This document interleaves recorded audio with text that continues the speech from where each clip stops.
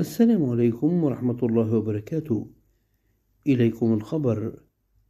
كاف يدين أحداث مباراة الأهلي والجيش الملكي المغربي ويقرر فتح تحقيق، حيث أعلن الاتحاد الأفريقي لكرة القدم كاف إحالة الأحداث التي وقعت في مباراة الأهلي والجيش الملكي المغربي ضمن منافسات بطولة دوري أبطال أفريقيا إلى لجنة التأديب التابعة للكاف للتحقيق.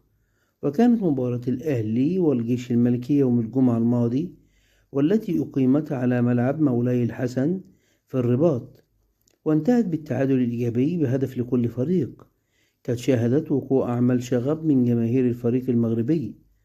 وقال الاتحاد الأفريقي لكرة القدم كاف في بيان رسمي له مساء يوم الاثنين إنه يدين بشدة الخروقات الأمنية الخطيرة التي وقعت خلال مباراة الجيش الملكي المغربي والأهلي المصري في دوري أبطال أفريقيا، وكذلك مباراة شبيبة القبائل الجزائري مع ضيفه يانج أفريكانز التنزاني في نفس البطولة.